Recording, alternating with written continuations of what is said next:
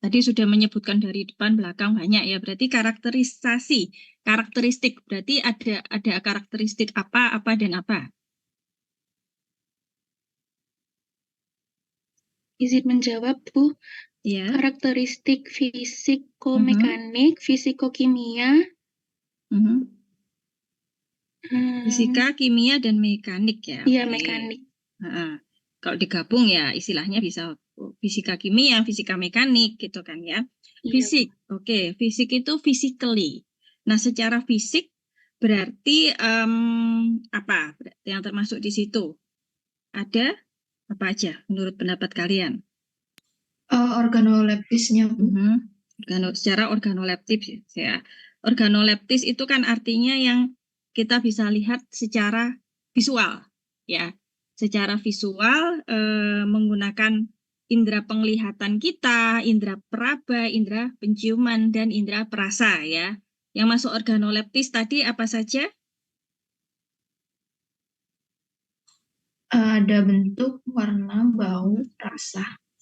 Oke, bentuk, warna, bau, dan rasa kan ya. Bentuk, warna, bau, dan rasa. Nah, bentuk ini kan, oke, warna kita bisa langsung lihat ya. Bentuk itu kan bentuk yang kita bisa lihat dulu ya. Bentuk secara visual. Misalkan dia bentuknya serbuk halus atau serbuk yang agak kristal seperti itu ya. Bau juga bisa, ya rasa bisa dicoba ya, dicicip gitu. Nah, tapi ini secara visual organoleptis. Nah, ada lagi yang untuk secara fisika organoleptis. Udah. Nah, physically itu berarti kan secara fisik yang kita nggak melakukan apapun sebetulnya di situ. Nah, salah satunya kalau kita mau lihat bentuk, selain bentuk yang kita bisa lihat dengan secara langsung, tadi ada yang dengan menggunakan apa coba? Kalau diingat-ingat tadi, kita bisa melihat bentuk dengan menggunakan bantuan apa? Mikroskop. Oke. Nah, mikroskop. Coba ditampilkan tadi yang mikroskop tadi. Ada nggak di kelompok 6, 5 apa 6 ya? Tapi dua-duanya ada seingat saya. Nah, ini ya. Mikroskopis. Nah, mikroskopis ini oke, kristal berbentuk plagiarum sistem monoklinik. Oke.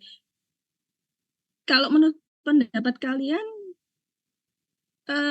pengamatan yang kiri apa namanya? Sisi kiri ya. Yang 4 kotak kiri dengan yang 4 kotak kanan itu beda alat atau tidak?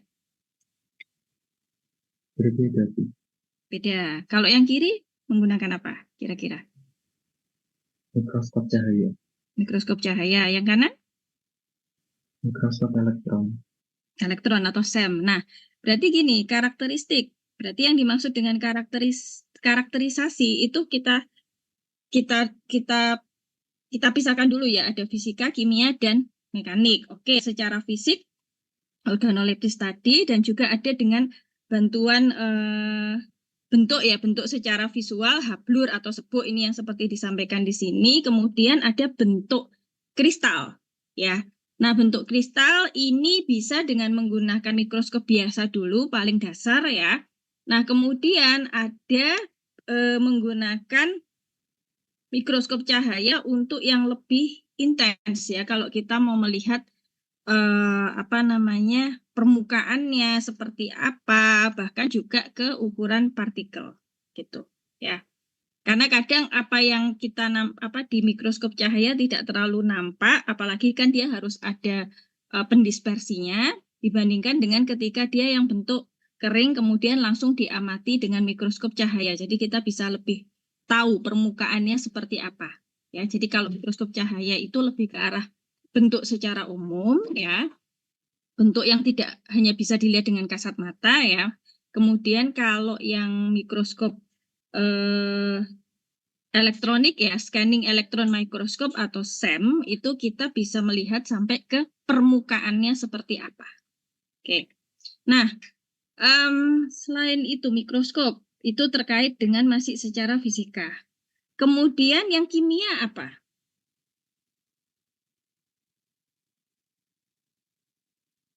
yang masuk kategori untuk karakteristik kimia apa?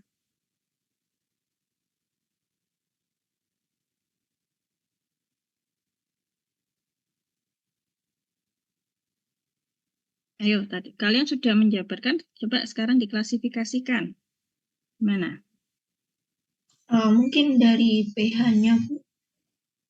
Oke, pH ya. Oke, selain pH apalagi?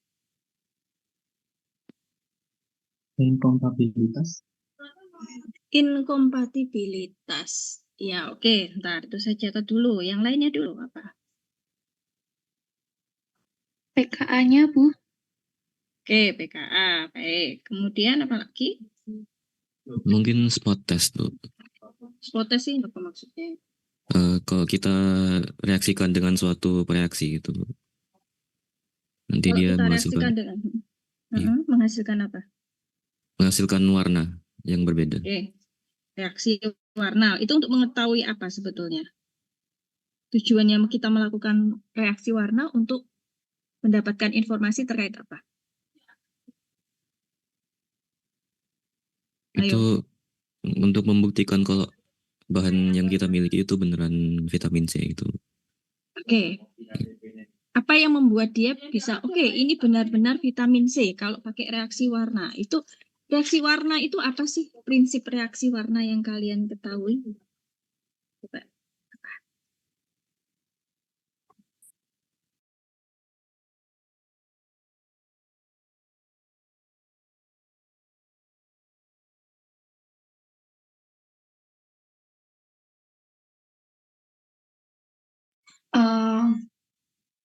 Prinsip reaksi warna itu jadi kayak menambahkan reaksi pada bahan yang kita tujukan, targetkan, itu nanti akan menimbulkan warna yang khas begitu. Warna yang khas itu terjadi karena apa yang ada di situ? Ada reaksi antara tadi yang bereaksi dengan bahannya. Iya, bahannya itu mengandung apa aja. Maksudnya kalau kita ngomong bahan, oke, coba kalian tampilkan ini apa namanya strukturnya vitamin C. Nah, itu berarti kan ada berbagai macam gugus kan di situ, ada OH, ada O, ya kan? Nah, kalau di reaksi warna itu sebetulnya yang menimbulkan perubahan warna itu adalah dari apa sih? Kalau kalian melakukan reaksi warna, yang dimaksud dengan reaksi warna itu apa sih? Mungkin dari Yang gugus yang bereaksi, dari lalu menimbulkan suatu eh, penyerapan spektrum cahaya tertentu sehingga muncul satu warna. ya, jadi kan kalau kita ngomong yang paling dasar itu memang reaksi warna, nggak salah gitu ya, karena ada gugus-gugus tertentu dia menimbulkan warna-warna tertentu, ya kan. Nah, tetapi seiring dengan perkembangan zaman ya, itu kan yang paling dasar, itu pun juga ada kemungkinan akurasinya mungkin kurang ya. Nah, berarti kimia itu adalah untuk yang terkait dengan identitas dari atau identifikasi, karakterisasi untuk identifikasi vitamin C. Selain reaksi warna tadi ada apa aja untuk menunjukkan kemungkinan dia adalah vitamin C gitu. Tadi sudah ada tadi yang kalian cantumkan. Apa tadi? Yang sebelum ini.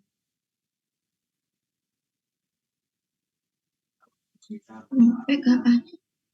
Kenapa? PKA-nya, Bu. Bukan PKA tadi. Apa coba? pH-nya. Bukan pH. Kalian sudah tunjukkan tadi sebelum reaksi warna. Ada slide yang bareng sama reaksi warna coba.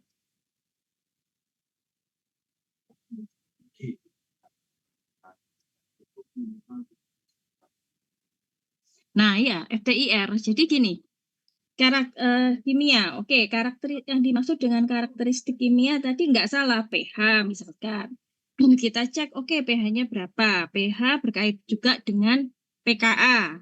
Nah, tetapi kita perlu sebelum jauh ke inkompatibilitas dan sebagainya, kita kan punya, ini katanya vitamin C, gitu ya, katanya. Nah, gimana kita tahu ini betul vitamin C, punya karakteristik sebagai vitamin C. Yang kita periksa adalah gugus fungsinya.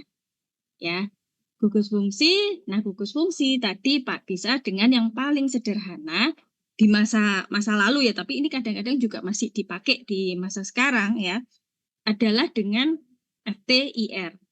Jadi dari FTIR, data apa yang kita dapat dari FTIR?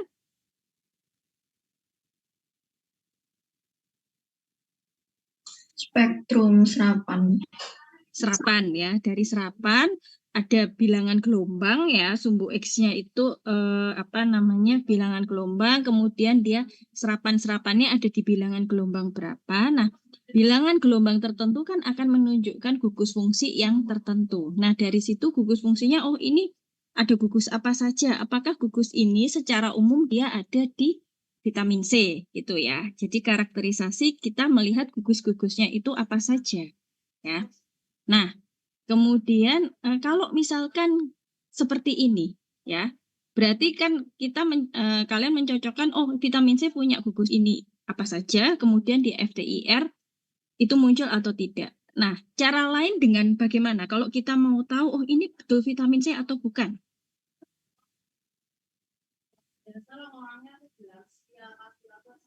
Ini kalian tulis sendiri loh di situ. Berarti apa? Kita punya bahan katanya, konon katanya vitamin C. Oke. Nah, gimana caranya kita tahu ini betul vitamin C atau bukan?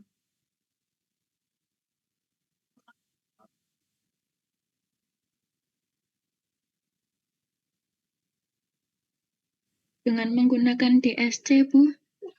Belum, jauh. Belum. Kejauhan. Nah, kita punya barang. Kita nggak tahu ini katanya vitamin C. Berarti kita kalau mau tahu ini vitamin C, pertama kita periksa ya. Kemudian dari hasil pemeriksaan itu, kita bisa cross-check ke pustaka. Selain ke pustaka, kita bandingkan dengan apa? Kalian nulis sendiri loh di slide-nya.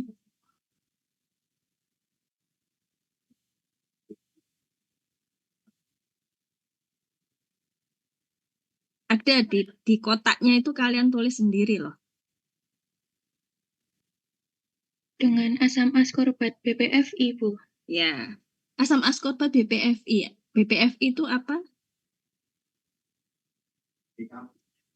Sudah dicari? Apakah yang dimaksud dengan BPFI?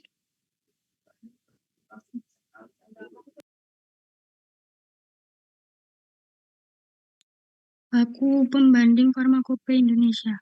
Ya, jadi ada pembanding. Ya, jadi kita punya gimana ya istilahnya ya kayak gini. Kita dapat mendapatkan bahan baku yang akan diproses menjadi suatu produk. Ya, tetapi kita nggak tahu ini beneran dia apa bukan sih gitu. Gampangannya seperti itu.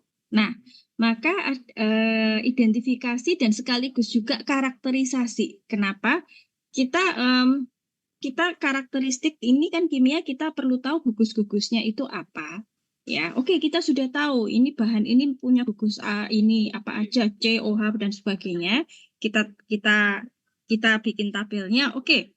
Nah, bahan yang gugus-gugusnya ini selain nanti sekiranya dia akan kemungkinan berpengaruh terhadap stabilitas dan inkompatibilitas, kita juga tahu bahwa oh dengan memiliki gugus-gugus ini bahwa dia benar vitamin C ataukah bukan. Ya. Benar enggaknya dari mana? Ya kita cocokkan ini memang ada tidak gugusnya di vitamin C. Itu pertama. Yang kedua, yaitu tadi kita bisa bandingkan dengan referensi di sini kita bisa merujuk kepada pustaka atau kalau di industri ya kita selalu punya yang namanya pembanding. Ya pembanding itu adalah yang kemurniannya lebih tinggi, gitu. Ya jadi yang paling murni, paling pure, ya paling murni. Tetapi ini tidak digunakan untuk produksi. Jadi dia hanya untuk pembanding saja, untuk mengetahui satu identitasnya ya, gugus-gugusnya semua sama dan kadar yang kedua. Itu. Oke. Ini bisa dipahami nggak? Ya. Oke, jadi untuk karakterisasi yang terkait dengan gugus ya, itu kita tidak bisa mengatakan oh ini pasti pasti vitamin C. Kita dari gugus-gugusnya dan kemudian kita harus punya pembanding. Jadi pembandingnya kita tahu yang memang sudah dinyatakan benar ini vitamin C. Kemudian kita punya sampel bahan baku. Oh, ini katanya menurut sertifikatnya vitamin C. Nah, kita sama-sama periksa FDIR, kemudian kita lakukan overlay atau ditumpuk ininya ya spektranya ini sehingga kita tahu oh ini puncaknya sama, menunjukkan puncak yang sama pada bilangan gelombang yang sama gitu ya. Nah, jadi itu karakterisasi sekaligus juga identifikasi. Oke. Nah, reaksi warna tadi nggak salah, tapi itu yang dasar sekali. Jadi sebelum ada teknologi yang lebih tinggi itu ya. Karena reaksi warna itu bisa saja menunjukkan warna yang sama tapi belum tentu dia itu gitu ya. Tapi kita tahu oh ini ada unsur ini, ada unsur-unsur tertentu, ada gugus-gugus tertentu tapi kita nggak tahu persis itu apa. Ya, gitu. Nah, oke, ada pH, ada pKa, kemudian ada ini ya gugus-gugus yang terkandung di dalamnya termasuk juga di situ untuk pemastiannya. Nah, kemudian apa lagi? Stabilitas. Oh, sebelum stabilitas. Kita belum ke stabilitas dulu. Oke, ini apa? Kalau yang kanan DSC, apa sih DSC itu?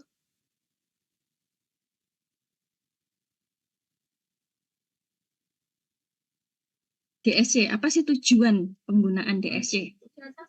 Atau data apa? Kita mundur dulu. Data apa yang ada di DSC yang kita peroleh dari DSC? Titik lebur bukan, Bu? Titik lebur, oke. Jadi melting point ya. Selain melting point, sebetulnya kita juga bisa melihat apakah dia itu eksotermik ataukah endotermik. Ya, ini DSC harusnya sudah diperoleh ya di fisika farmasi atau belum? Belum, Ibu. Oke, jadi kita punya bahan tadi ya. Kemudian kita periksa titik leburnya. Nah, pemeriksaan titik lebur yang paling sederhana sebelum dengan DSC yang kalian sudah pernah lakukan di kimia dasar mesti apa? Saya lupa itu fisika mungkin ya, apa kimia? Pernah melakukan pengujian titik lebur? Dari semester 1 sampai semester 3 pernah? Nah, pernah kan ya? Jadi memperoleh data, oh ini titik leburnya sekian. Ya. Nah, kalau DSC sebetulnya itu awalnya iya sama untuk titik lebur. Selain titik lebur, kita bisa melihat kalau titik lebur kan kita cuma tahu oh sekian gitu ya. Pada suhu sekian, temperatur sekian. Nah, kalau pakai DSC ya. Nah, selain kita tahu dia itu titik leburnya di berapa, kita juga tahu apakah puncaknya itu eksotermik atau endotermik. Jadi apakah menghadap ke bawah ataukah ke atas ya. Menyerap panas atau mengeluarkan panas. Kemudian juga selain untuk titik lebur, DSC ini terkait dengan apa?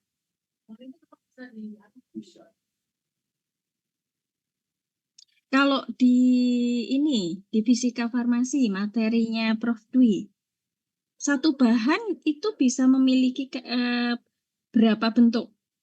Ataukah hanya satu bahan satu bentuk? Ingat istilah polimorf? Apa coba polimorf itu? Yang kalian ingat?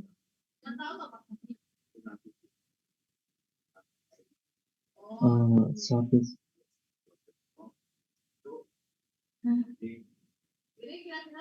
Bentuk kristal yang berbeda. Oke, saya catat dulu. Tadi saya mendengar suara yang lain. iya di belakang saya sama. Sama ya, bentuk kristal. Bentuk kristal itu gini. Bentuk kristal itu selain kita bisa lihat dari mikroskop tadi ya, baik dengan SEM ataupun juga lebih intens SEM sebetulnya ya, tapi mikroskop cahaya kadang juga bisa membedakan. Nah, selain dari bentuk kristal yang secara visual tadi ya, kita bisa melihat yang namanya habit kristal ya, habit kristal dan juga DSC itu untuk bisa menunjukkan ini kristalnya bentuknya sama apa enggak sih. Jadi kristal bentuk A dengan bentuk B itu ada kemungkinan titik leburnya berbeda. Nah, kalau DSC itu agak lebih sensitif dibandingkan dengan yang uji lebur biasa, ya. Dan kemudian yang paling utama adalah kita bisa melihat di DSC itu puncak, ya. Puncak baik dia puncak yang menghadap ke atas atau menghadap ke bawah. Nah, jadi kalau misalkan vitamin C, asam ascorbat, itu adalah kalau secara standarnya dia hanya memiliki berapa puncak?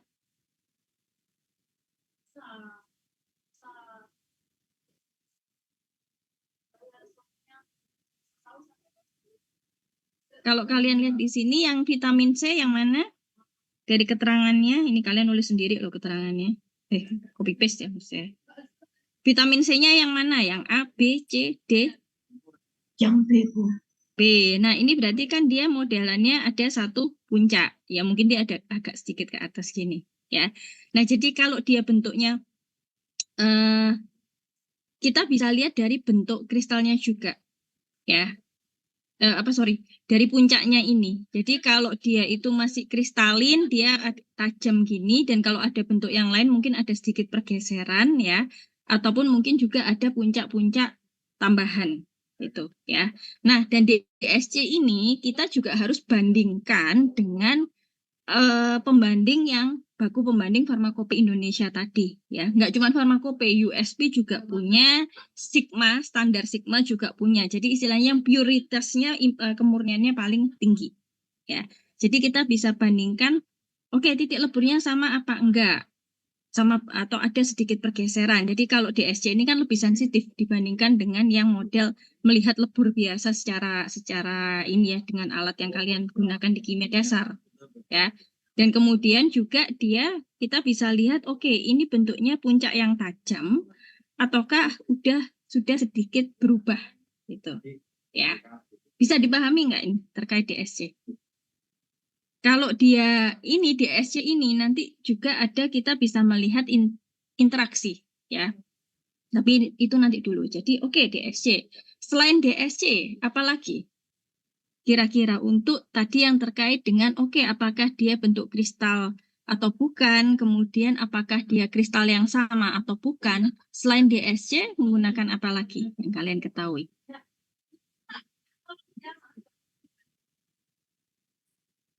Sebetulnya bentuk kristal DSC ini kan selain titik lebur yang terkait kimia, dia juga agak sebetulnya terkait juga dengan fisika ya, fisik untuk kristalnya itu, ya.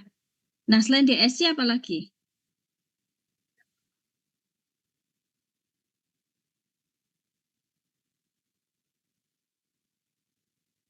Apa lagi yang kalian ketahui? Apakah hanya DSC?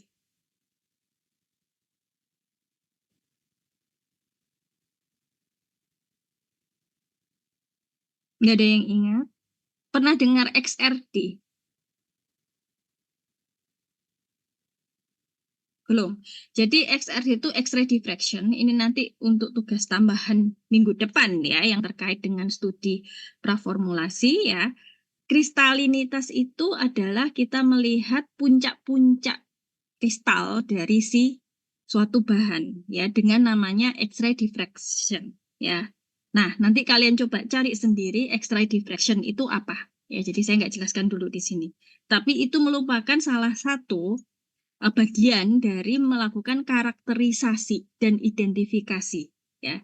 Jadi kita bisa tahu, oh ini puncaknya berbentuk kristal semua, dia menunjukkan puncak-puncak yang tajam pada sudut berapa, pengamatan berapa saja, dan apakah ini juga sama dengan standar untuk bahan tersebut, ya. Oke. Nah, kalau jadi pH, pKa, kemudian gugus-gugusnya tadi, kemudian kalau kristalinitas ini DSC itu bisa ke arah untuk titik lebur ya, sebetulnya itu masuk ke fisik ya menurut saya ya. Nah kemudian apa lagi? Kalau HPLC ini untuk apa?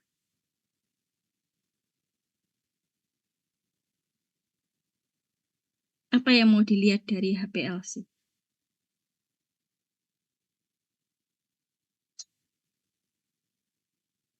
Ayo coba.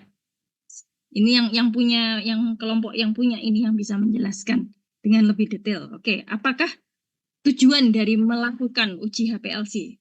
Bisa tolong dijelaskan? Pemisahan dua campuran. Oke, kalau campuran lah, kalau bukan campuran. Kalau untuk ini, untuk vitamin C.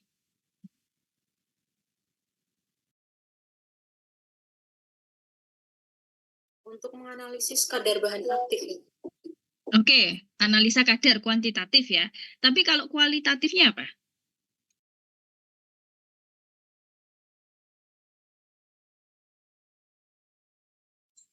Mungkin kemurniannya, Bu.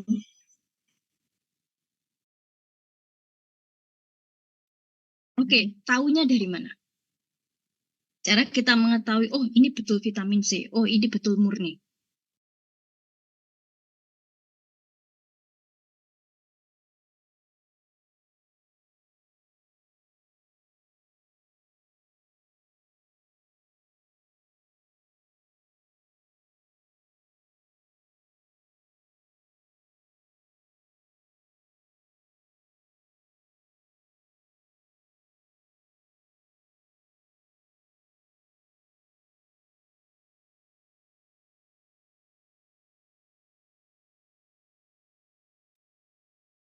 Ini kan kalian ini ya, ada gambarnya.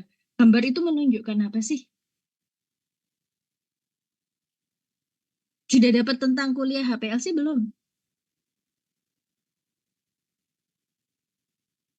Loh, pertanyaan saya simpel loh, sudah atau belum? Ya, jawabannya sudah atau belum? Belum, Bu. Belum.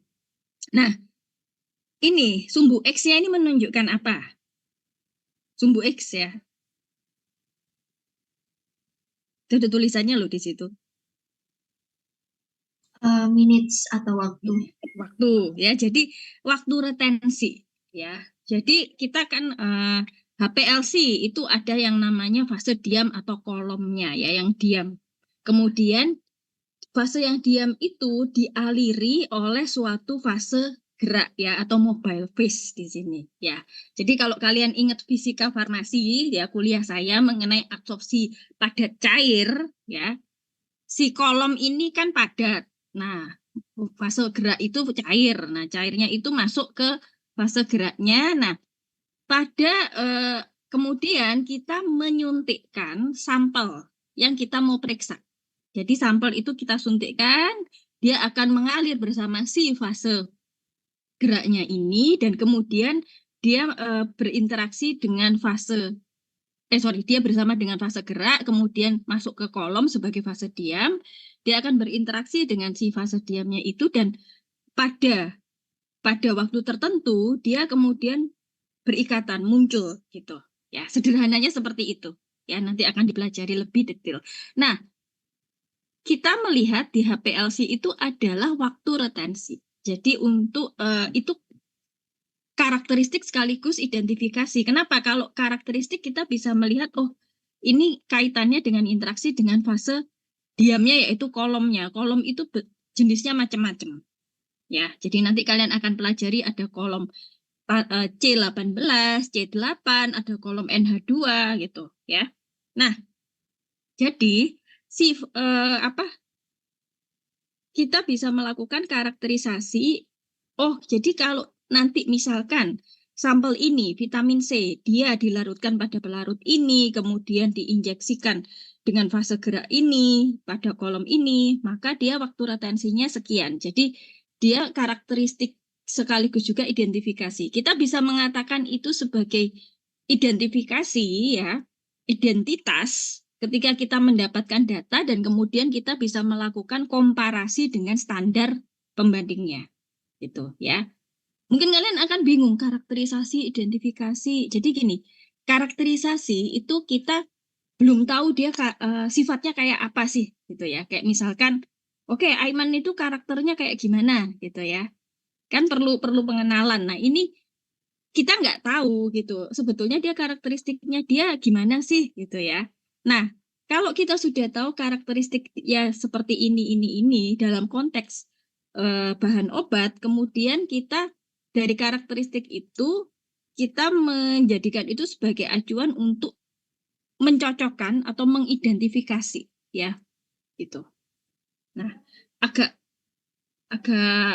sedikit tumpang tindih, tapi intinya kalau karakterisasi kita tahu dia punya karakteristiknya apa saja, dan dari karakteristik itu bisa dicocokkan, ya. Kalau kita punya bahan yang sama, kemudian kita cocokkan karakternya sama atau tidak, kita melihat mengidentifikasi gitu. Oke. Ya. Tadi ini ya, jadi HPLC itu bisa untuk melihat, oke, dia waktu retensinya berapa. Tapi waktu retensi yang sama belum tentu saat yang sama. Maka kita perlu pembanding, ya. Kita perlu bandingkan dengan yang diyakini dia memang standarnya. Kemurniannya paling tinggi, yaitu tadi ada BPFI ataupun juga dari USB dia juga ada primary standardnya, baku primernya. Oke, kemudian jadi kita mengkarakteristiknya itu fisika, kimia, ya. Secara fisik juga ada tadi terkait dengan kristalinitas, ya. Kristalinitas ada di S, bisa dengan menggunakan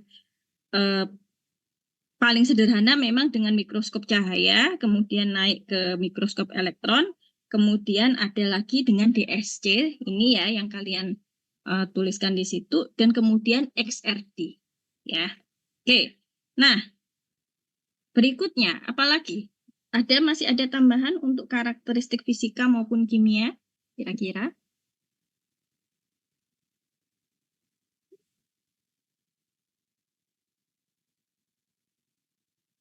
Ada? Oke, kalau mekanik, yang dimaksud dengan yang mekanik bagaimana? Ini kalian sudah sempat membaca di textbooknya Alton?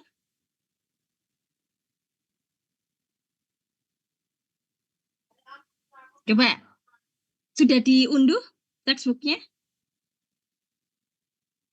Atau cuma dilihat aja? Kemudian menggunakan textbook kakak kelas? Dalam kata hal lain, laporan kakak kelas, ayo. Oke, kalau memang sudah melihat, coba ada yang punya filenya Alton yang ada di Hebat, ayo. Saya tanya ini, ada nggak? Kalau sudah diunduh berarti punya filenya?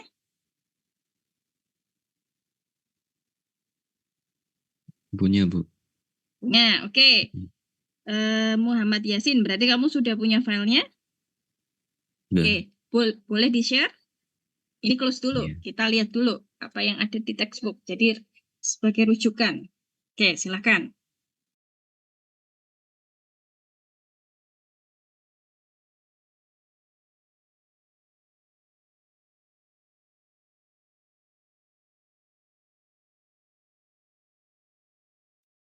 Oke, bisa coba dibuka ke bab 23. Halaman 360 kalau saya nggak salah. Jadi, ya. Pharmaceutical preformulation. Nah, ini solid state properties itu masuk sebetulnya, ya. Halaman 360, saya nggak salah.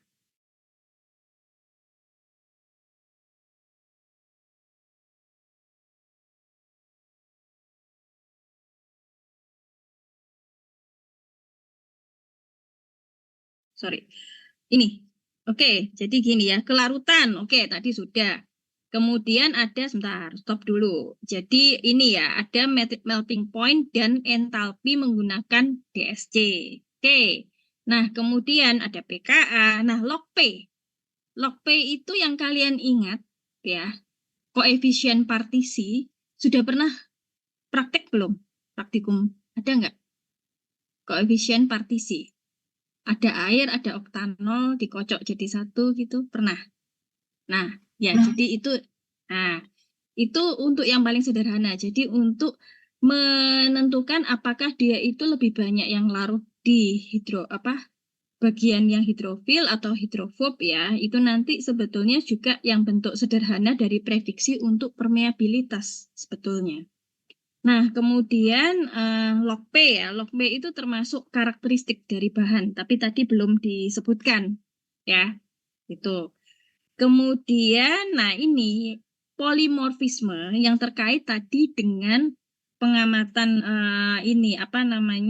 secara mikro dengan menggunakan mikroskop, DSC maupun XRD ya. Itu untuk apakah dia bentuk kristalnya itu hanya satu ataukah ada bentuk kristal yang lain ya.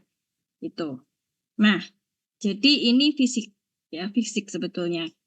Jadi polimorf, nah untuk bisa kita menentukan apakah ini ada kemungkinan polimorf atau tidak, nah ini analisanya dengan menggunakan tadi DSC ataupun juga XRD ya. Gugusnya bisa saja sama, gugus itu sama, tetapi bentuk kristalnya bisa berbeda ya. Nah, oke, berarti kalau demikian yang mekanis itu apa? Kalau dari semua ini, kira-kira menurut pendapat kalian?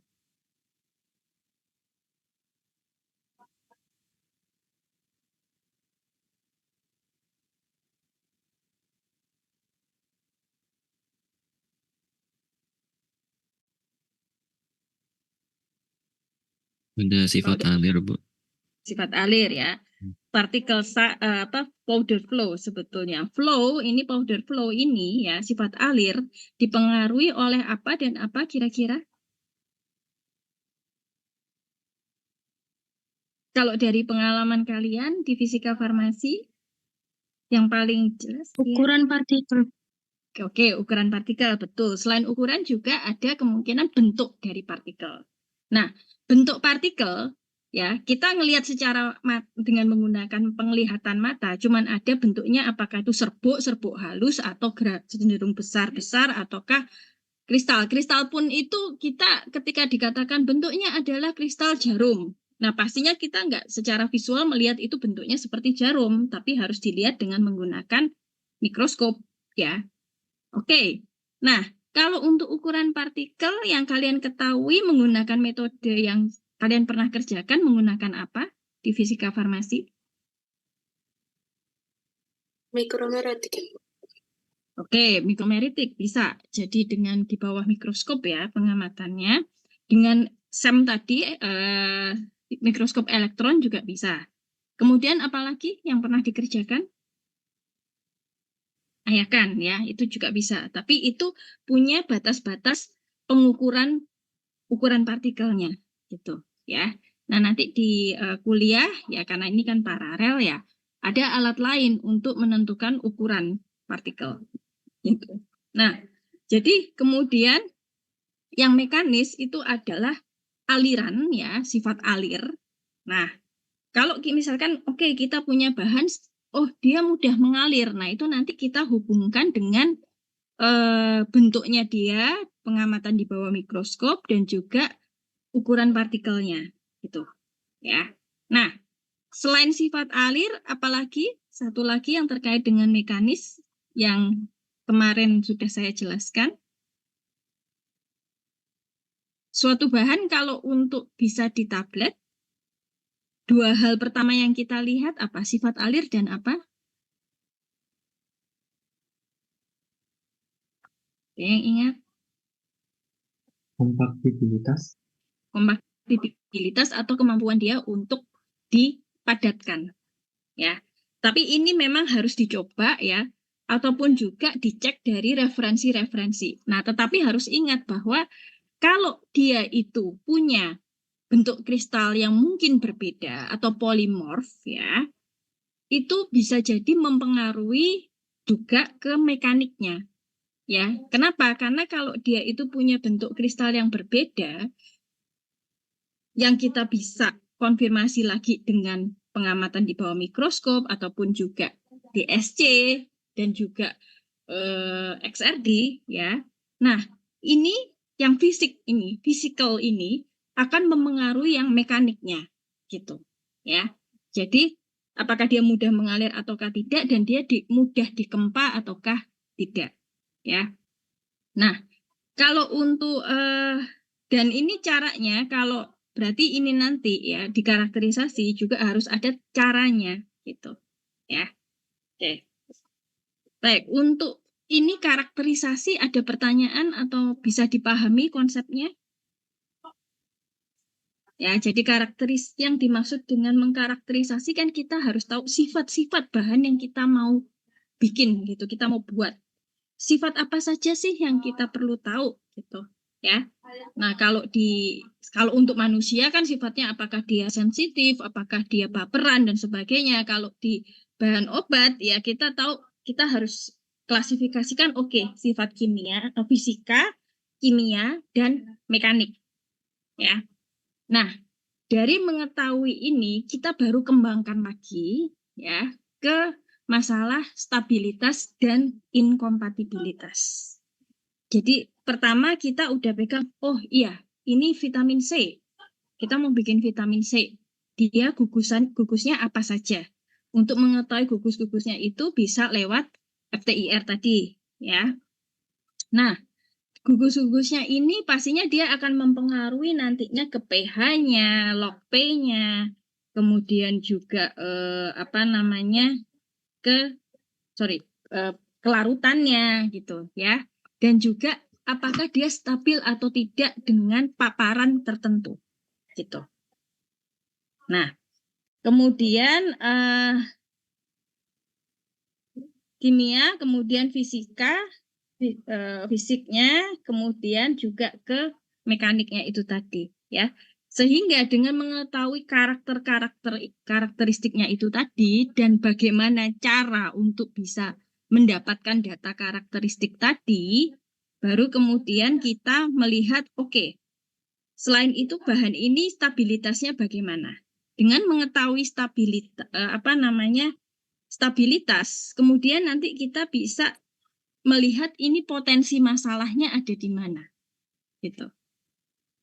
Bisa dipahami maksudnya, alurnya. Jadi, kenapa pertama kita harus melakukan karakteristik supaya kita tahu bahan kita ini seperti apa sih, gitu. Ya, bahan ini punya karakteristik fisik yang bagaimana? Apakah ada kemungkinan kita menerima bahan itu, tapi dia bahan yang berbeda dari yang seharusnya. Itu namanya polimorf, ya. Jadi kita terima bahan, tapi apakah bahan ini sesuai yang kita mau, gitu. Nah, kemudian secara kimia dia nanti terkait dengan apa? Misalkan kelarutan. Apakah dia nanti punya masalah dengan kelarutan? Kalau dia punya masalah, berarti kan kita harus menyelesaikan masalah ini nantinya melalui formulasinya, ya. Kemudian juga inkompatibilitas, artinya kita harus menghindari bahan-bahan yang merusak dia, itu. Kemudian stabilitas artinya kita harus tahu resiko-resiko apa yang dihadapi mulai dari tahapan kita menerima bahan itu, menyimpan dan kemudian memprosesnya. Ada yang sudah tadi stabilitas. Ya, ini saya rasa ini sudah ya, ini yang bab 23 nanti bisa dibaca lagi dengan lebih seksama dan dikaitkan juga dengan kuliah yang sudah diberikan. Sudah 2 kali, ini belum ya. Baru pertemuan pertama dengan Prof. Dwi minggu lalu ya.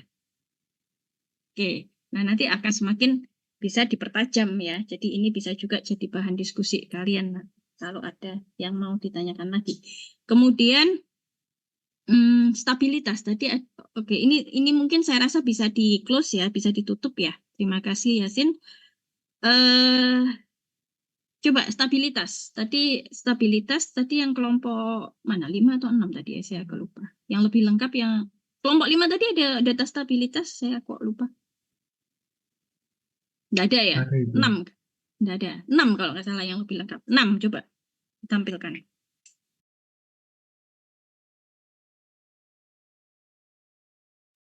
Nah stabilitas itu kan ada kelembapan, suhu ya. Suhu melebur pada suhu ini tapi apakah dia ada data ketidakstabilan pada suhu tertentu?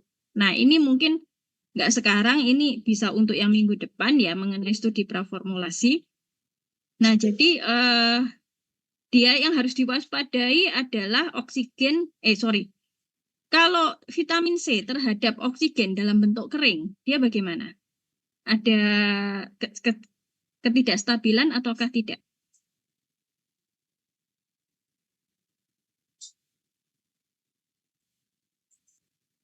Jadi kalau kestabilan, ya, karena kita ini nanti kalian bermainnya sebagai sediaan padat, maka yang menjadi fokusnya adalah stabilitas ketika dia berada dalam bentuk padatnya dulu, ya.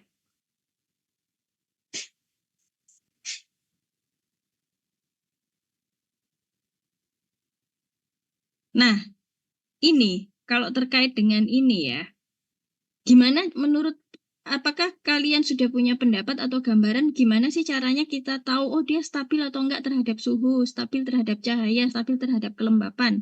Selain dari referensi, kalau nggak ada referensinya apa yang harus dilakukan?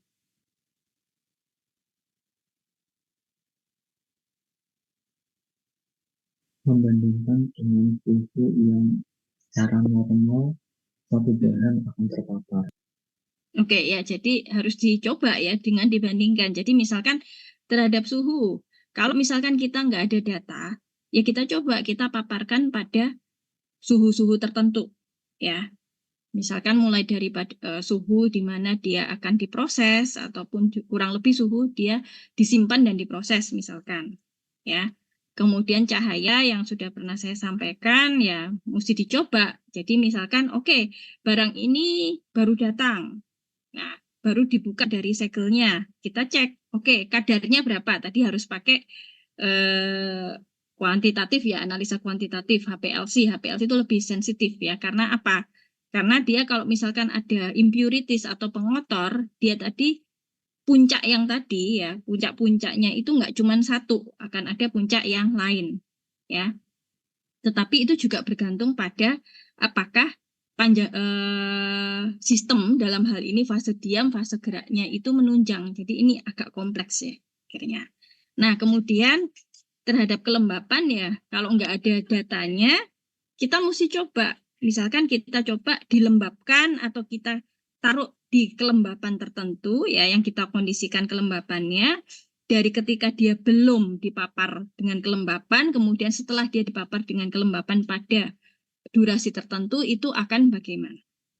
Dan sebetulnya ini bisa diprediksi juga dari gugusnya ya. Apakah gugus-gugus itu ada relatif menimbulkan masalah ataukah tidak. Nah ini pengetahuan tentang gugus fungsi penting. Ya. Oke. Nah kemudian suhu, cahaya, kelembapan. Nah apakah ada data stabilitas bahan padat terhadap oksigen? Kalau ini yang larutan kan ya, terhadap oksigen. Kalau bahan padat terhadap oksigen bagaimana?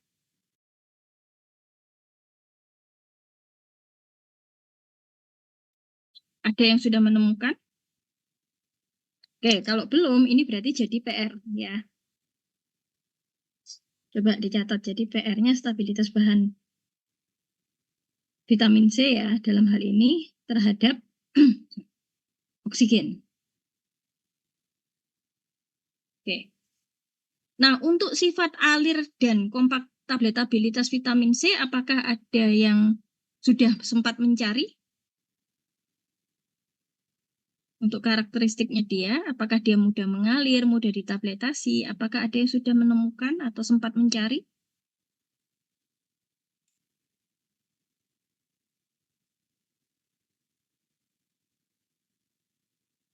Oke, kalau nggak ada nanti jadi PR ya.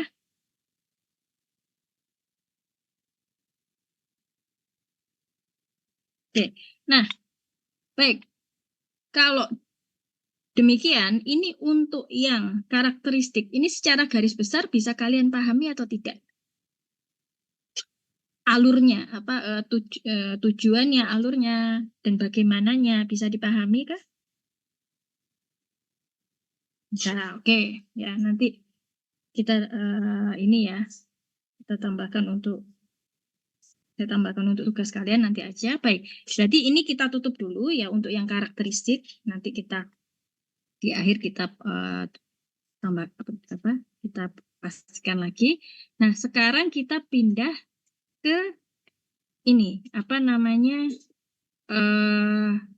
tabulasi ya. Jadi eksipien-eksipien yang ada. Coba sudah mungkin kelompok 6 dulu ya. Nanti balik ke, kalau misalkan ada yang kurang atau berbeda kelompok Yang satunya bisa menambahkan. Silakan kita pindah ke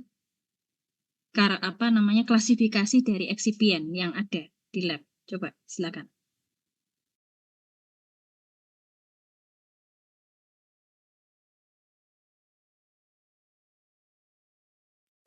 Baik, klasifikasi bahan-bahan tambahan. Bisa lanjut.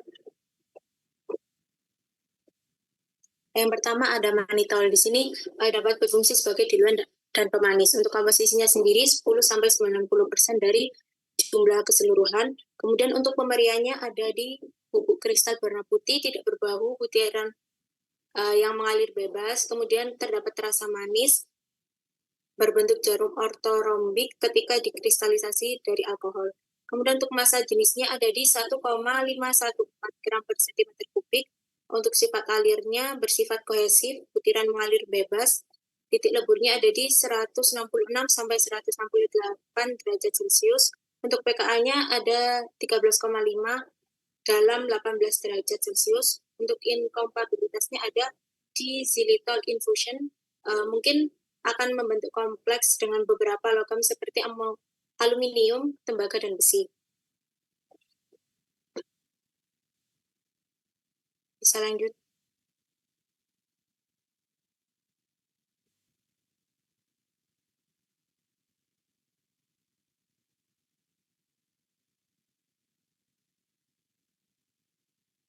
Ya, selanjutnya. Ini apa suaranya memang hilang atau internet saya yang trouble?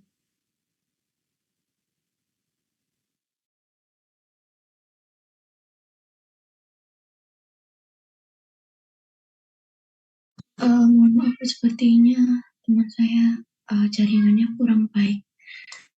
Oke, mungkin ada temannya yang bisa menggantikan supaya nggak terlalu lama ketunda.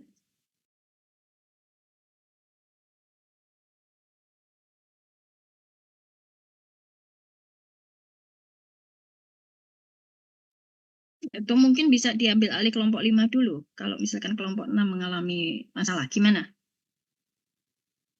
Coba yang kelompok 5 dulu, coba. Saya mau lihat seperti apa. Baik, hari ini untuk Justin.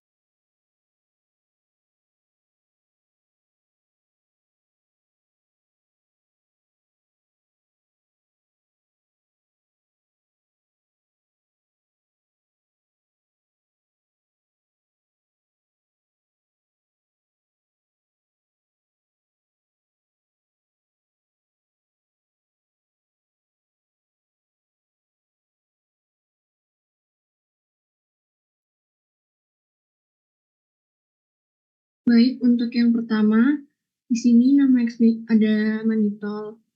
Untuk organoleptisnya itu dia berwarna putih, tidak berbau, berupa serbuk kristal atau granul yang mengalir bebas dan memiliki rasa manis. Dan ada sensasi dingin di mulut. Untuk fungsinya sendiri ini untuk zat pengisi dalam formulasi tablet dan bisa sebagai pemanis dan plasticizer. Untuk presentasi penggunaannya itu 10-90% B per B sebagai bahan pengisi tablet. Inkompatibilitasnya itu tidak cocok dengan infusilitol, dapat membentuk kompleks dengan logam seperti aluminium, tembaga, dan besi. Lalu cemaran gula produksi dapat mengakibatkan degradasi oksidatif peptida dalam formulasi terliofilisasi. Manitolnya mengurangi bioavailabilitas simetidin secara oral. Lalu yang kedua ada laktosa anhidrat dan laktosa monohidrat. Untuk laktosa anhidratnya ini memiliki organoleptis butiran atau serbuk kristal berwarna putih hingga putih pucat. Lalu fungsinya sebagai bahan pengikat tablet, bahan pengisi tablet dan kapsul. Lalu untuk presentasi penggunaannya, QS itu 100% B per B sebagai bahan pengisi. Inkompatibilitasnya, laktosa tidak cocok dengan zat pengoksidasi kuat, lalu merupakan gula produksi sehingga berpotensi untuk berinteraksi dengan amino primer dan sekunder jika disimpan dalam kondisi kelembaban tinggi dan dalam waktu yang lama. Lalu untuk yang monohidrat, itu organoleptisnya butiran atau serbuk kristal berwarna putih hingga putih pucat, tidak berbau, dan memiliki sedikit rasa manis. Untuk fungsi dan presentasi penggunaannya sama dengan anhidrat. Untuk inkompatibilitasnya tidak cocok jika dipadukan dengan senyawa amina primer dan amina sekunder, karena bisa terjadi kondensasi tipe Maillard. Laktosa juga tidak cocok dengan amfetamin, lisonipril, dan asam amino.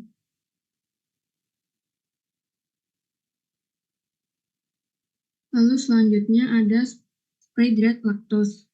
Untuk organoleptisnya, butiran atau serbuk kristal berwarna putih hingga putih pucat, tidak berbau, dan memiliki sedikit rasa manis. Untuk fungsinya, eksipien tablet teknik cetak langsung, bahan pengisi kapsul dan tablet.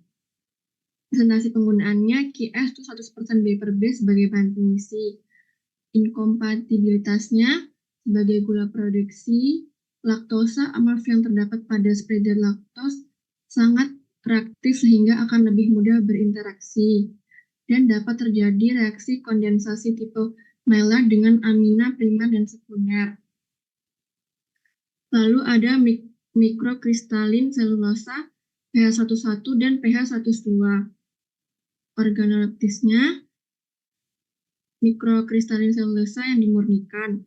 Selulosa yang terdepolimerisasi sebagai berbentuk serbuk kristal berwarna putih, tidak berbau, tidak berasa, dan terdiri dari partikel berpori. Lalu fungsinya sebagai adsorben, suspending agent, bahan pengisi tablet dan kapsul, dan zat disintegran tablet.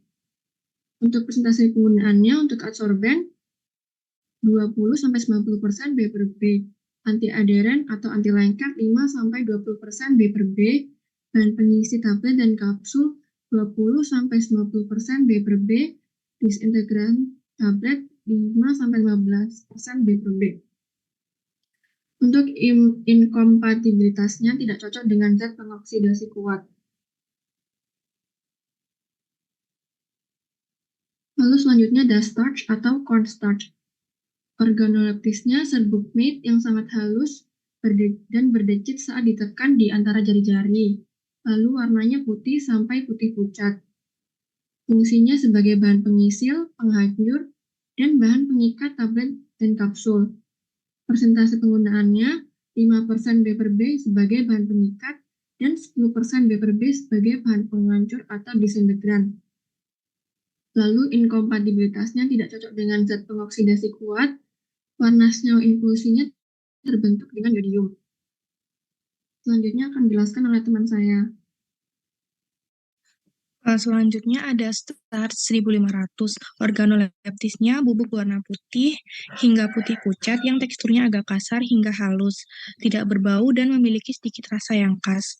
Fungsinya adalah sebagai zat pengikat tablet, disintegran, dan bahan pengisi tablet dan kapsul.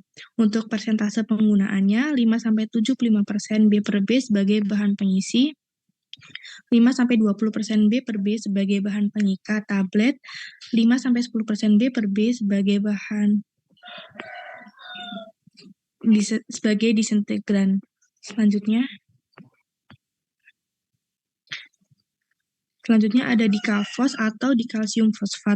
Untuk organoleptisnya serbuk atau padatan kristal berwarna putih, tidak berbau dan tidak berasa. Fungsinya adalah sebagai bahan pengisi tablet dan kapsul. Untuk persentase penggunaannya 6-24% sebagai filler binder, sebagai diluent, konsentrasi yang bisa digunakan hingga 90%. Untuk inkompatibilitasnya tidak cocok digunakan sebagai formulasi pembuatan antibiotik tetrasiklin. Tidak cocok dengan indometasin, aspirin, aspartam, ampicillin, cephalexin, erythromycin. Tidak bisa digunakan dengan obat yang sensitif terhadap pH alkalin. Lalu selanjutnya ada dikafos granular. Untuk organoleptisnya, butiran atau padatan kristal berwarna putih, tidak berbau dan tidak berasa. Fungsinya sebagai zat pengikat tablet, disintegran, dan bahan pengisi tablet dan kapsul. Untuk persentase penggunaannya, sebagai pengisi dan pengikat, maka konsentrasi di kalsium fosfat kurang dari 40-50% dari bobot tablet akhir. Untuk inkompatibilitasnya, tidak cocok digunakan sebagai formulasi pembuatan antibiotik tetrasiklin, tidak cocok dengan indometasin, aspirin, aspartam, ampicillin, cepalexin, eritromisin. Tidak bisa digunakan dengan obat yang sensitif terhadap pH alkalin. Lalu selanjutnya ada mikroselat. Organoleptisnya serbuk berwarna putih atau hampir putih, tidak berbau. Larut sebagian dalam air, merupakan campuran dari 75% laktosa monohidrat dan 25% mikrokristalin selulosa. Fungsinya sebagai glidan atau meningkatkan sifat alir, memudahkan pengempaan tablet, bahan pengisi tablet dan kapsul. Untuk persentase penggunaannya secukupnya sampai 100% B/B sebagai bahan pengisi. Untuk inkompatibilitasnya tidak cocok dengan zat pengoksidasi kuat, tidak cocok jika dipadukan dengan senyawa amina primer dan amina sekunder karena bisa terjadi kondensasi tipe Maillard, tidak cocok dengan amfetamin, lisinopril, dan asam amino. Selanjutnya ada talkum. Organoleptisnya berbentuk sangat halus, berwarna putih sampai putih keabu-abuan, tidak berbau, tidak teraba, bubuk kristal yang tidak beraturan. Untuk fungsinya sebagai agen anti-caking, meluncur, bahan pengisi tablet atau diluent, tablet dan kapsul, dan juga sebagai pelumas kapsul. Untuk persentase penggunaannya 1-10% sebagai glidan dan pelumas tablet, 5-30% sebagai agen pengisi tablet dan kapsul. Untuk inkompatibilitasnya tidak cocok dengan senyawa amonium kuarterner. Selanjutnya akan dijelaskan oleh teman saya. Untuk selanjutnya, terdapat magnesium stearat yang memiliki sifat organoleptis berbentuk sangat halus, berwarna putih muda, diendapkan atau bubuk yang digiling dan tidak dapat dibaca dengan kepadatan curah rendah, memiliki sedikit bau asam stearat dan rasa yang khas. Berfungsi sebagai pelumas tablet dan kapsul. Untuk persentase penggunaannya, digunakan untuk pelumas dengan konsentrasi antara 0,25% dan 5% berat per beras. Inkompatibilitasnya tidak cocok dengan asam kuat, basa, dan garam besi. Hindari pencampuran dengan bahan pengoksidasi kuat. Tidak dapat digunakan dalam produk yang mengandung aspirin, vitamin, dan sebagian besar alkaloid garam. Asam stearat memiliki sifat organoleptis berbentuk keras, berwarna putih atau agak kuning mencolok, padatan kristal atau bubuk putih atau putih kekuningan, memiliki sedikit bau dan rasa seperti lemak. Berfungsi sebagai agen pengemulsi, zat pelarut, dan pelumas tablet dan kapsul. Untuk persentase penggunaannya, 1-20% berat per berat dapat digunakan sebagai pembuatan pasta dan krim, dan 1-3% berat per berat digunakan untuk pembuatan pelumas tablet. Memiliki ketidakcocokan dengan sebagian besar hidroksida logam dan tidak kompatibel dengan basa, zat produksi, dan zat pengoksidasi. Selanjutnya, sodium sarsglucoate memiliki sifat organoleptis berbentuk cairan putih atau hampir putih yang mengalir bebas bubuk higroskopis, berfungsi sebagai penghancur tablet dan kapsul atau disintegran, dan memiliki persentase penggunaan antara 2% dan 8% gram per berat dengan konsentrasi optimal sekitar 4%. Meskipun dalam banyak kasus, 2% berat per berat telah mencukupi. Tidak cocok dengan asam askorbat. Lalu, sodium lauryl sulfat atau SLS memiliki sifat organoleptis terdiri dari warna putih atau krem hingga kuning pucat kristal berwarna serpihan atau bubuk yang terasa halus, bersabun, berasa pahit, dan terdapat sedikit bau zat berlemak. Memiliki fungsi sebagai surfaktan anionic, deterjen, zat pengemulsi, penetran kulit, pelumas tablet, dan kapsul, dan juga dapat sebagai agen pembasah. Untuk persentase penggunaannya 0,5 sampai 2,5% berat per berat digunakan sebagai emulsifier anionic. Lebih kurang 10% berat per berat digunakan sebagai deterjen, dan 1,0 sampai 2,0% berat per berat digunakan sebagai pelumas tablet dan kapsul. 1% berat per berat dapat digunakan sebagai pembersih kulit pada pemakaian topikal, dan 1% sampai 2% berat per dapat digunakan sebagai agen pembasah. SLS memiliki ketidakcocokan dengan kationik karena dapat membentuk endapan, tidak cocok dengan garam-garam polivalen dari bahan besi, sebagai contoh aluminium, timbal, timah atau seng, dan dapat mengembang dengan garam kalsium, alwin, sedikit korosif terhadap baja ringan, tembaga, kuningan, perunggu, dan aluminium.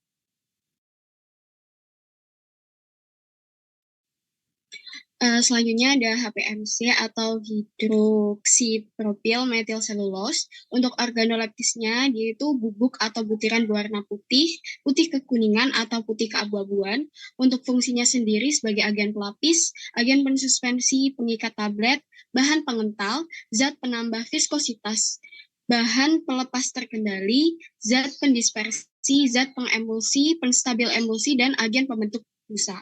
Untuk persentase penggunaannya sendiri itu 2-5% B per B sebagai pengikat tablet, 10-80% B per B sebagai zat penambah viskositas, 0,25 sampai 5,0% B per B sebagai agen pensuspensi atau pengental, untuk 2-20% B per B sebagai agen pelapis tablet.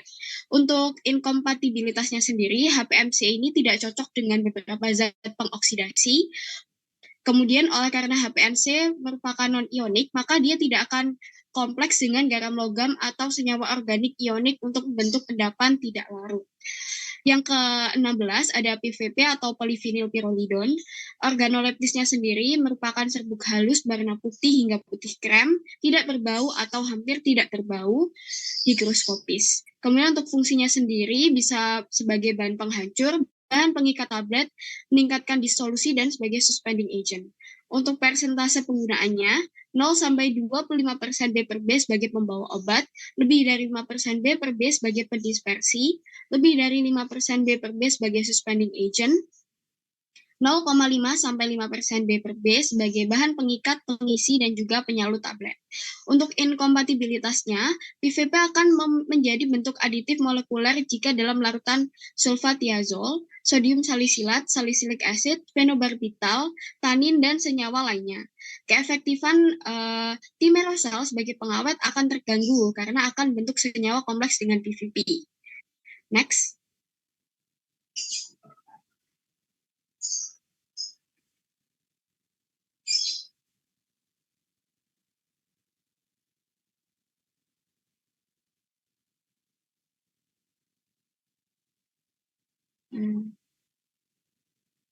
Untuk selanjutnya ada metil selulosa. Organoleptisnya sendiri berbentuk bubuk atau butiran berwarna putih berserat. Dia praktis tidak berbau dan tidak merasa. Untuk fungsinya sendiri bisa sebagai agen pelapis, zat pengemulsi, agen pensuspensi, penghancur tablet atau disintegran, kemudian pengikat tablet, dan zat penambah viskositas. Untuk persentase penggunaannya 1-5% B per B sebagai agen pengemulsi, 5-75% B per B sebagai matriks tablet sustain release, 1-5% B per B sebagai bahan pengikat tablet, 0,5-5% B per B sebagai penyalut tablet, dan 2-10% B per B sebagai zat pendispersi tablet. Untuk inkompatibilitasnya, metil selulosa ini tidak cocok dengan aminakrin, hidroklorida, klorokresol, mercury chloride, fenol, resorcinol, asam tanat, silver nitrat, setilpirinidium chloride, asam P-hidroksibenzoat, asam P-aminobenzoat, metilparaben, propilparaben, dan butilparaben. Metil selulosa juga tidak cocok dengan zat pengoksidasi kuat. Elektrolit berkonsentrasi tinggi akan meningkatkan viskositas metil selulosa. Untuk selanjutnya ada gelatin. Organoleptisnya dia berbentuk kuning muda hingga agak kuning, seperti kaca, padat rapuh, praktis tidak berbau, dan juga tidak berasa. Untuk fungsinya sendiri, gelatin bisa sebagai agen pelapis, agen pembentuk film, agen pembentuk gel, agen pensuspensi, pengikat tablet, dan zat penambah viskositas.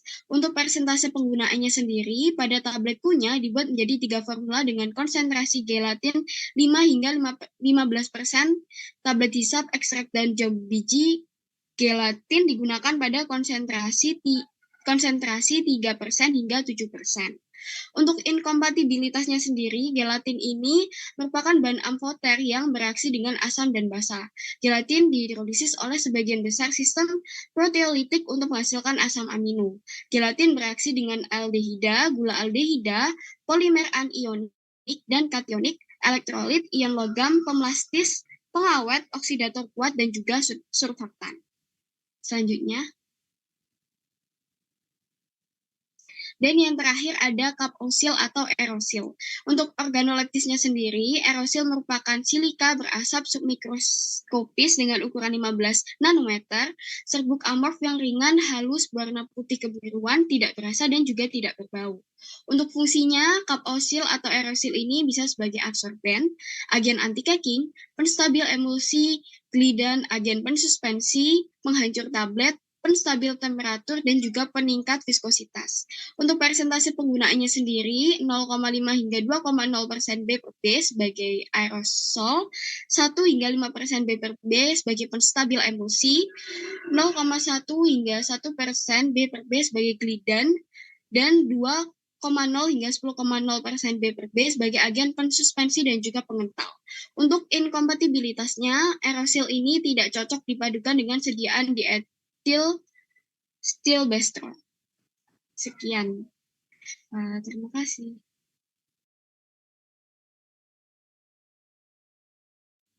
Ya, oke. Untuk kelompok 6, apakah ada tambahan terhadap dari apa yang sudah disampaikan oleh kelompok 5?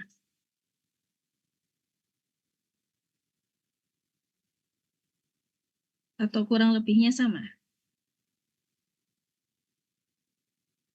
Nah, kalau tadi kan sudah ada ya, oke, ini dia berfungsi sebagai apa saja gitu ya. Ada yang satu bahan, dia bisa multifungsi.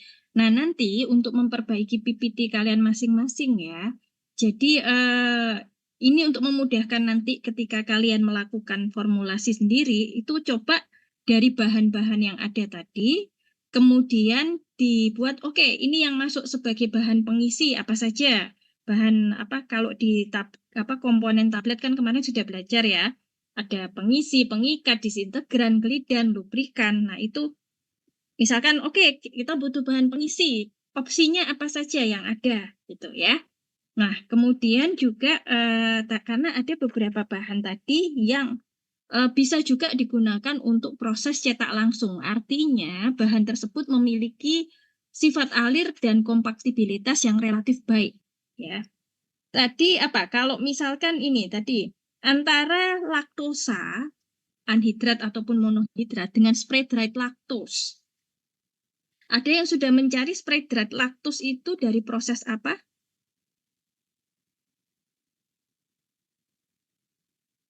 Dari masing-masing kelompok ada yang sudah? Nah, kalau belum, ini PR berarti ya. Jadi, satu, spray dried lactose itu sebetulnya dari proses apa? Sehingga dia kok bisa tadi dikatakan, dinyatakan bahwa dia bisa berfungsi sebagai bahan pembawa cetak langsung atau eksipien cetak langsung. Jadi, eksipien yang tadi sudah dijabarkan, ya seperti misalkan ambil contoh manitol. Manitol memang dia bisa berfungsi sebagai bahan pengisi, kemudian dia kelebihannya manitol mudah larut atau sukar larut? Ayo. Mudah larut ya. Artinya bahan-bahan eksipien yang potensial sebagai bahan pengisi dan dia mudah larut, ini kalau misalkan nanti kita gunakan untuk yang bahan obat yang sukar larut, dia kemungkinan bisa membantu proses keterbasahan dan peningkatan kelarutan dari bahan aktifnya ya, tapi juga tergantung sih seberapa tingkat ketidaklarutannya ya, tapi paling tidak dia membantu. Tetapi ya bahan-bahan yang dia dalam artian dia tidak dinyatakan sebagai cetak langsung, dia biasanya berbentuk serbuk halus sehingga tidak mudah mengalir. Ya, nah ini menjadi masalah sehingga dia perlu ikut dalam proses, misalkan proses granulasi gitu ya. Nah, jadi untuk yang bisa digunakan sebagai cetak langsung itu pilihannya agak terbatas ya. Salah satunya adalah spray dried lactose, Kemudian, oke, ada yang sudah mencari apa perbedaan antara MCC 101 dengan 102. Angka di situ menunjukkan apa? Mereka Dia bedanya itu beda ukuran Mhm. partikel. Beda ukuran partikel. Ya. Kalau yang 102 berarti lebih besar atau lebih kecil? Lebih besar. Oke. Kalau dia lebih besar, berarti konsekuensinya terhadap sifat alir sudah Lebih mengalir. mudah mengalir. Lebih mudah mengalir ya. Jadi kalau lebih besar dia cenderungnya lebih mudah mengalir ya. Ingat bahwa partikel yang halus ya itu punya kecenderungan memiliki gaya elektrostatik. Ya. Nah ini yang seringkali nanti agak seringkali kurang ya. Ketika memutuskan misalkan menggunakan cetak langsung, tetapi memilihnya menggunakan yang mikrokristalin selulos 101. Nah itu nggak tepat karena beda ya. Akan menimbulkan masalah. Lain halnya kalau 101 dibuat sebagai granulasi basah misalkan ya. Dan kemudian mungkin juga bahwa masing-masing eksipien ini punya kemampuan di tablet yang agak variatif. Nah, jadi kalau MCC yang bisa digunakan untuk cetak langsung yang 101 atau 102 berarti 102. 102 ya, jadi jangan keliru. Kemudian dia juga bisa berfungsi sebagai disintegran tadi ya. Tapi coba kita lihat, bisa tolong ditampilkan lagi kelompok 5. Disintegran selain MCC apa yang bisa digunakan sebagai disintegran? Coba dilihat. Ya, ini kan masih belum hafal juga ya. Oke.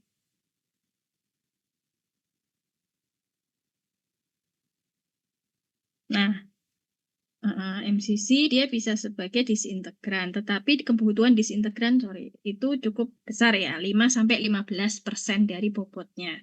Oke, kalau dibandingkan terhadap sodium starch glikolat, ada nggak SSG?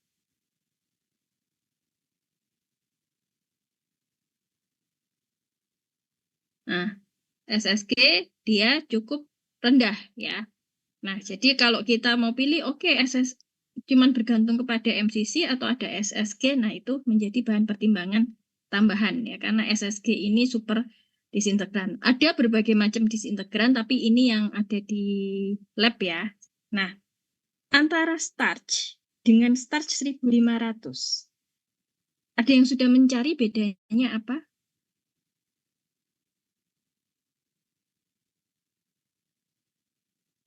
Starch 1500 ini merek apa bukan? Pertanyaan saya.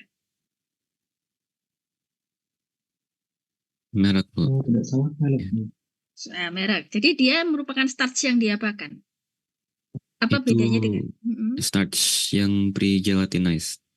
Pre-gelatinized. Jadi dia sudah ada penambahan gelatinisasi sehingga karakteristiknya berbeda dengan cornstarch yang biasa. Jadi kandungannya cornstarch ya. Tetapi kalau starch 1500 itu cornstarch yang sudah di pregelatinisasi. Nah, nanti kalian cari apa itu pregelatinisasi ya.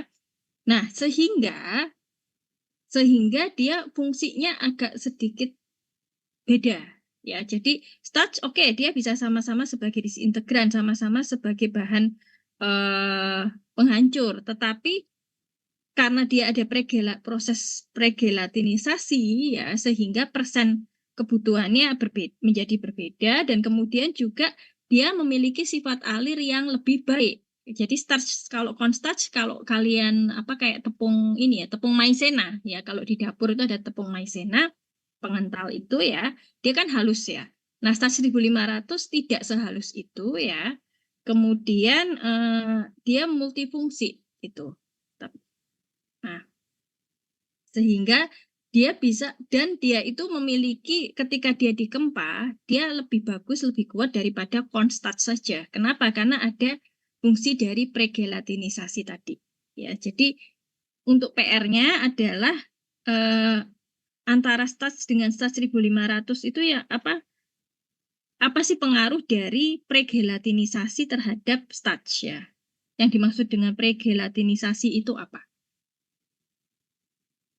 Oke, kemudian ada pertanyaan atau bisa dipahami nggak maksud saya di sini? Bu, saya ada pertanyaan. Iya, Aisyah. Jadi tadi kan Afisal tadi kan ada yang 101 sampai yang 102. Lalu di penggunaannya itu kan kalau di buku Handbook of Pharmaceutical Excipient ini hanya ditulis penggunaan konsentrasi persen-persennya itu untuk secara umum gitu loh Bu, hanya gimana ngomongnya ya? Patokan sebagai panduan. Ya, ya sebagai patokannya. Nah, sedangkan tadi kan ukuran partikelnya bisa berbeda. Kenapa di penggunaan konsentrasinya itu tidak dibedakan gitu, Bu? Jadi gini, terima kasih Aisyah. Coba kita mundur ke MCC coba. Boleh dibantu?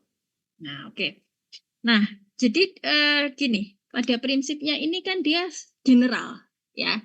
Nah, kalau misalkan ukuran partikelnya itu berbeda, ada kemungkinan total yang dibutuhkan itu bisa sama, bisa saja beda. Jadi ini kan hanya sebagai panduan, ya.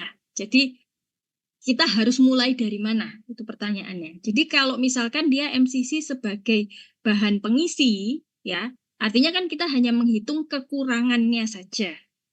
Nah, berapa sih yang kurang untuk supaya bobot tabletnya itu tercapai? Nah, tapi kalau dia sebagai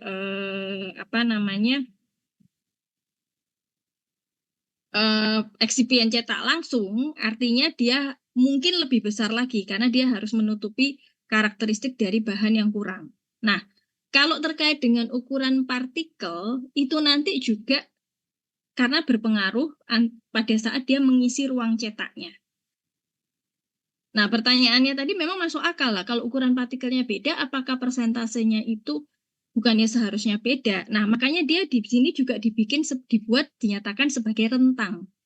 Jadi itu hanya sebagai panduan. Jadi ketika kita membuat formula, kita kan menyusun. Oke, kita coba dulu dia di sekian persen. Tapi belum tentu itu nanti hasilnya seperti yang kita perkirakan. Gitu, ya. Jadi memang dia di sini hanya panduan secara umum. Kita harus mulai dari titik mana, gitu. Nah, makanya kan dia rentangnya kan cukup lebar. Misalkan ini dia sebagai disintegral 5 sampai 15%, misalkan seperti itu. Kalau kita pikirkan secara logika, lebih baik kita mulai dari yang 5 atau yang 15. Kalau menurut pendapat kalian.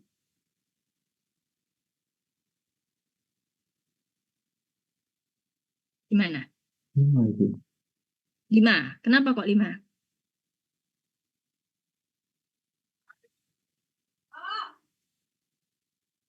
Mungkin ada yang punya pendapat lain. Saya lebih baik memulai dari yang sedikit, yang paling rendah atau justru yang paling tinggi. Kalau saya mulai dari yang paling tinggi, lebih baik nggak? Lebih bagus nggak hasilnya kira-kira? Lebih cepat pecah nggak tabletnya? Lebih cepat pecah. Lebih. Namun saya cukup bingung dengan persentase penggunaan di mana di rentang yang sama dapat itu pertanyaan untuk starch 500. Oke, kita masih di MCC. Bentar, nanti kita pindah ke starch dulu. Ya, oke. Kalau Ade, coba menurut Ade, kalau saya mau pakai starch MCC ini sebagai disintegran, saya mulai dari 5 atau 15 ya? Gitu. Menurut Ade bagaimana? Kalau menurut saya mulai dari 5. 5. Kenapa? Ade punya pemikiran apa di situ? Karena kalau misalnya 15 nanti lebih cepat pecah, nanti pecahnya di bagian organ yang tidak diinginkan gitu. Pecahnya lebih cepat. Oke, terlalu cepat ya. Oke, Ya. baik. Saya tampung dulu. Oke. Yang lain mungkin siapa ya? Maisa ada? Iya, Ibu. Menurut Maisa bagaimana? Menurut saya juga yang lebih Sorry Bu, Yang 5 atau 15? 15. 15. Oke. Baik. Selfie Yulia. Kalau menurut saya dari 5. 5. Kenapa Selfie kira-kira menurutmu? Soalnya untuk disintegran ini kan untuk sebagai penghancur tablet, jadi dipakai untuk formulasi yang sedikit dulu, tapi nanti kalau misal ada pertimbangan lainnya bisa ditambahkan seperti itu. Oke ya, baik. Nah, jadi sebetulnya ini kan dia memberikan rentang cukup luas, lebar ya, 5 sampai 15. Kita harus mulai dari yang mana? Nah, sebetulnya ini keputusan dari si formulator, tapi juga harus ada pemikiran pertimbangan di situ ya. Jadi, kalau 15% ada kemungkinan dia amat sangat cepat pecah, mudah cepat gitu ya. Nah, tapi dari sisi keekonomian, wah ini kebanyakan ini ya. Nah, ini paling simpelnya, dan kita juga belum tahu nanti apakah ketika dia dicampurkan dengan bahannya apakah sesuai dengan target kita ataukah tidak. Nah, 5 sampai 15 kita memang masih perlu optimasi apakah kita mulai dari 5 ataukah langsung ke 15. Nah, biasanya kalau ini agak LA sih sebetulnya ya, lega artis. Kita pertimbangannya nanti kalau 5 dia mungkin nggak efektif tapi mungkin juga sudah masuk. Ya sudah, kita coba naikkan. Jadi biasanya ketika kita membuat formulasi, kita tidak hanya membuat 1, melainkan 2 atau 3 variasi di situ. Ya, kita mau variasikan di apanya, disintegrannya kah, ataukah yang pengikatnya. Nah, kita itu bergantung dari kasus atau permasalahan bahan obatnya itu apa. Ya, jadi kunci pertamanya itu bahan obat ini punya masalah apa. Ya, nah, oke. Jadi tadi, jadi pertanyaan